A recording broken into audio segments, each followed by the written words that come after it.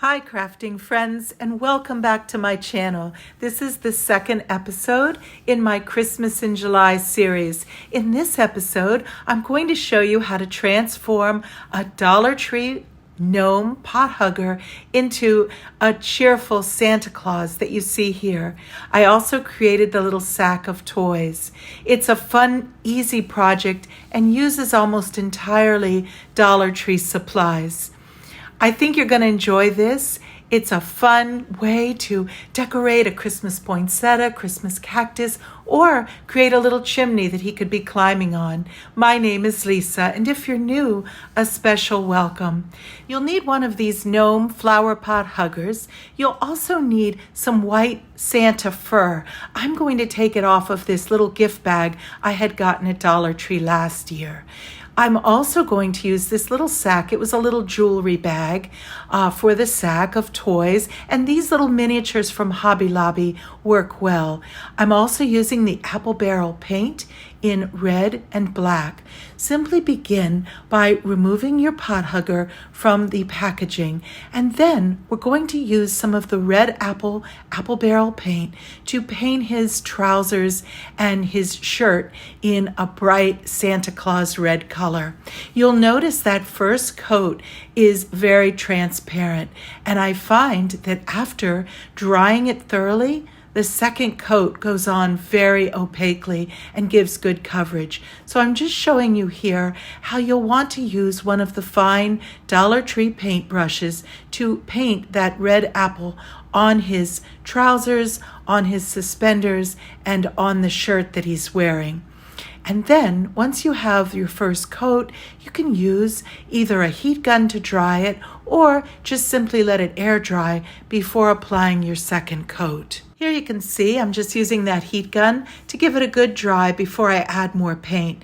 And you can see that as I go on to the second coat, it's much more opaque and the coverage is great. And surprisingly, it's the same color as the little hat. So we don't need to repaint the hat since the color matches that red apple barrel paint almost perfectly.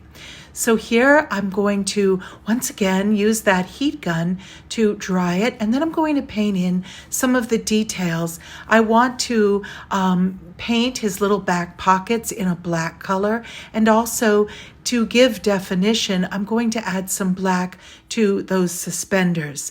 And once I've done both pockets and the suspenders, I'm going to then add some of the faux fur to dress up the pant cuff legs as well as other parts of the hat and around the shirt. So here I am again, just going over those little back pockets, and then we'll do those suspenders. It's very easy to paint because these definitions are there for you. All you have to do is just go along that nice crisscross there of the suspenders, and it really does create more visual interest and definition in his little Santa suit.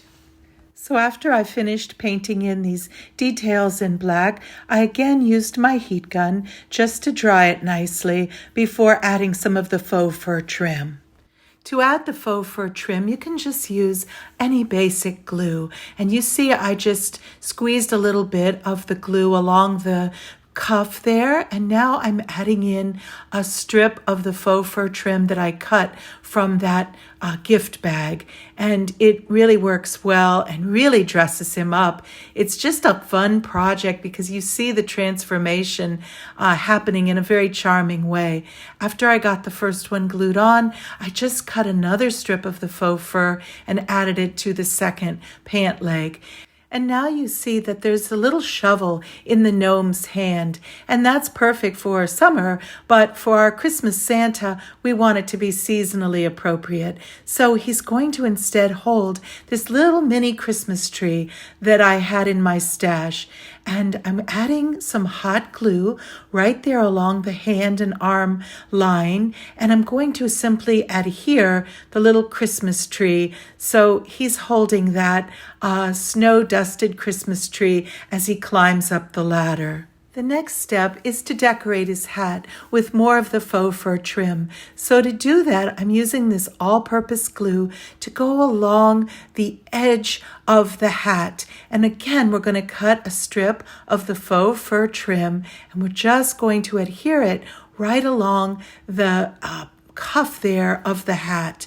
And that gives it that really furry Santa Claus look around the top of his forehead. And so now I'm just cutting off that little bit of excess fur and adhering it, and you see what a difference that makes. Then I'm going to add a pom-pom to the top of his hat. And to do that, I just took some cotton and I'm rolling it in my palm to make a nice little pom-pom ball that we will adhere again with that same glue. You see, I'm just putting it right on the tip of that hat. And there he is. I think he is absolutely adorable. The only thing missing is his sack of toys. You could easily fashion one out of any fabric, but I happen to have this little bag from a jewelry store. It's a little bit large for the Santa, so I'm just going to fold those sides in and hot glue them and make the bag a little bit smaller.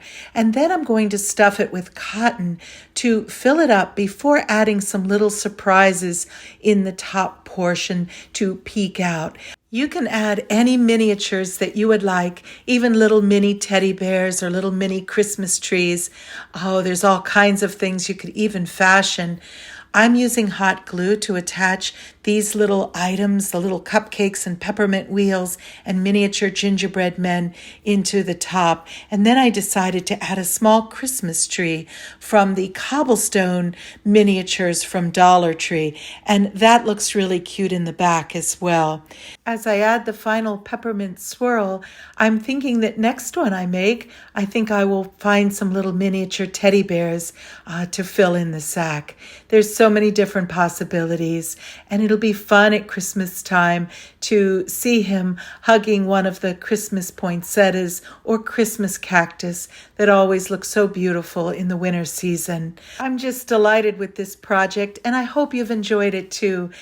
It's fun to transform some of the everyday items into seasonally festive ones. I'd love to hear your thoughts in the comments below.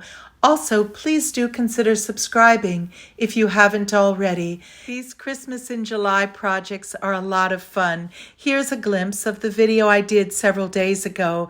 In that video, I demonstrate how to use two different decoupage techniques, one of which is a reverse decoupage on a Dollar Tree glass plate. I'm looking forward to publishing a new video later this week. Do take care and God bless.